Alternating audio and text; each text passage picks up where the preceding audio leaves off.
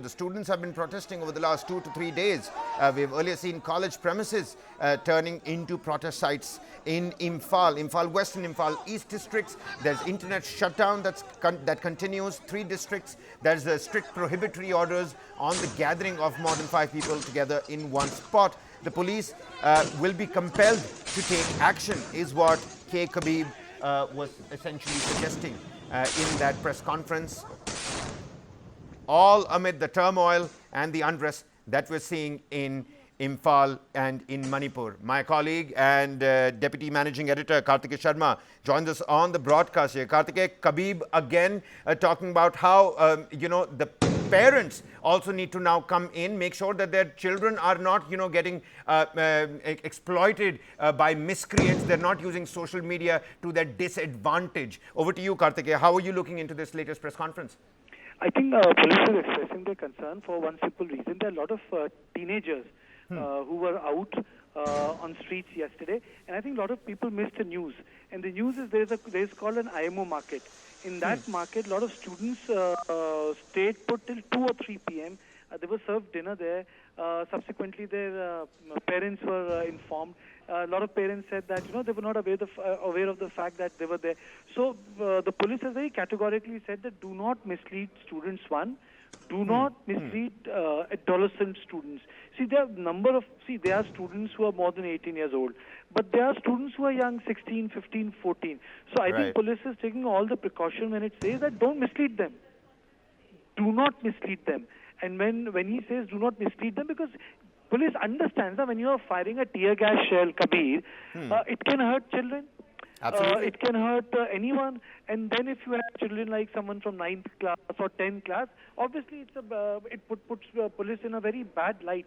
And it is for this reason that police has decided to call, to go for this press conference. And again, this is the second one. Yesterday was the first press conference, so it's also a matter of optics. Now police is daily briefing the journalists. If you recall, last year, for I think 17 to 25 days, I think for a month or so, there were regular press conferences that were being held, and the internal security advisor would also brief. But then they subsequently stopped. I think this, what they're also trying to do is to act upon one-way communication, fake news.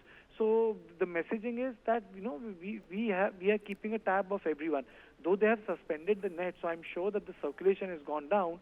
But in terms of perception, in terms of the way it has been received by people outside Manipur, it's bad press for the BJP government.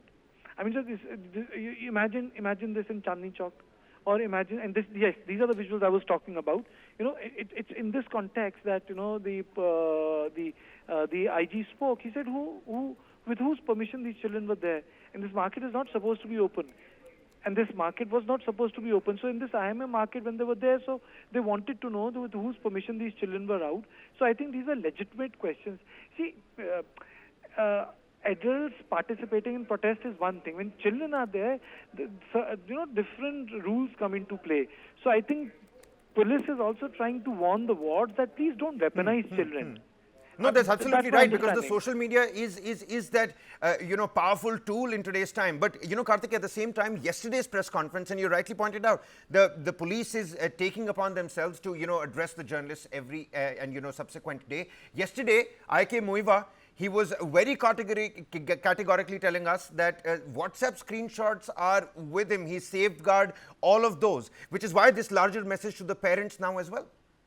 Yes, and you see, these are not sporadic protests. There are two things happening. One, the students are pretty angry. If you look at the protests and the banners, the students were shouting, police go back, central police forces go back. So the anger is also directed towards the center. I think the message has gone out very loudly that it's also not about now what's happening in the hill areas and other things. There's a genuine grievance in terms of how center or the state government is handling the situation. And this protest is not taking place in the Kuki areas. These are Maiti areas. So imagine in the Maiti areas, the protest is taking place in Imphal, which was normal. So there is a genuine frustration in the people. I don't want to get into the politics of it. There is a genuine frustration in people. They can't go back to their normal life. And no one wants to live in a so-called, quote unquote, a war zone. No one wants to live there. So obviously people are getting frustrated. They want people want a resolution. What's happening with the SUE agreement? They want to know They want to know what action has been taken in context of the drones. They want to know. They also want to know how these projectiles were fired by Kuki militants from the hill. They also want to know. And the people in Valley also want to go back to their normal life. They also want to know that. So I think it is in this context, these voices have come up. We need to put it in context that there is genuine frustration.